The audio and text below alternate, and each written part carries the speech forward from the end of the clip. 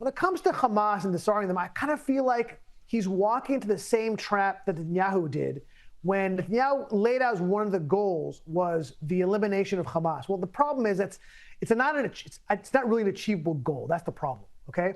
And when you lay out one of your strategies, one of your goals as doing that, you're setting yourself for failure, which is what he did on the Hamas front. Hamas is still there. They haven't gone anywhere. Sure, they've killed leadership. Hamas is not just a terrorist organization, which it is, and the head of the government in Gaza, which it is. It's also an ideology. You can't disarm an ideology. And while they've made incredible inroads in killing people in Gaza who are Hamas, the problem is Hamas is much wider than Gaza. So when I was recently in the West Bank and I was talking to people in the West Bank, there wasn't a single person I came across who's under 40 who doesn't support Hamas, okay? Hamas has incredible traction in the West Bank as well. And there's a reason why there has not been an election in the West Bank for over 20 years, because they know the Greens, Hamas, would win that election going away. So look, disarming the entire terrorist organization like that is a difficult goal. I'm not sure it's frankly achievable.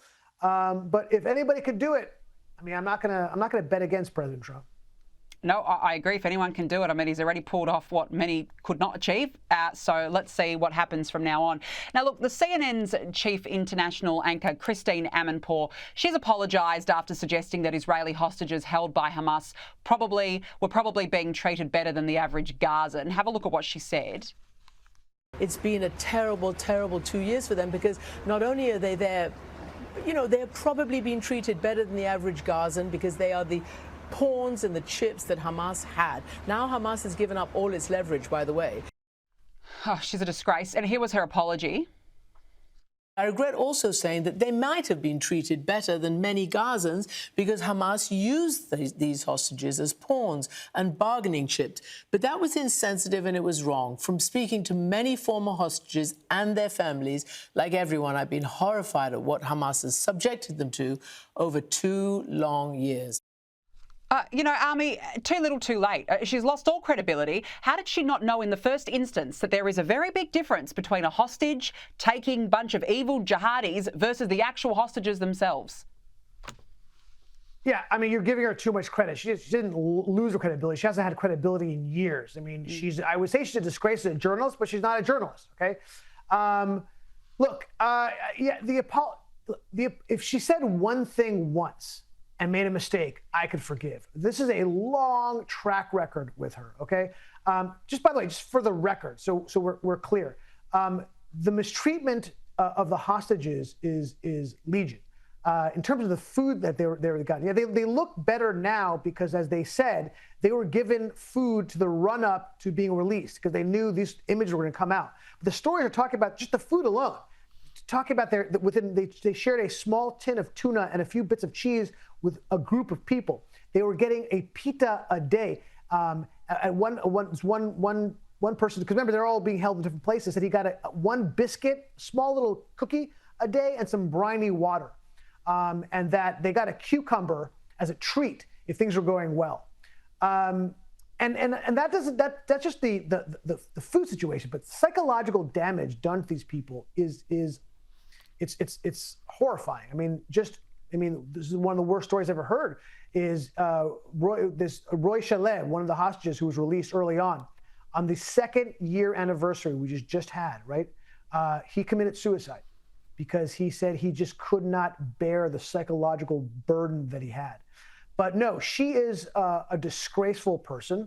And again, long track record. I mean, she called Marwan Barghouti, compared him to Mandela. Marwan Barghouti is a terrorist who killed, murdered 5 or 6 Israelis, okay? She said that there was a rabbi who lost his wife and his daughters who were murdered by Palestinians, and she called it a shootout. Right? When they were unarmed and murdered by these people. No, this is who she stands for. This is nothing new. So she gets no quarter from me. No, I'm shocked that she still has a job, to be quite frank. Unbelievable. Now, look, Senate Democrats have blocked the GOP's efforts to reopen for an 8th time. So this is now day 14 of the government shutdown.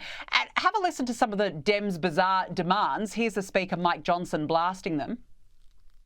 They want to spend $24.6 million of your hard-earned dollars as a taxpayer for climate resilience in Honduras.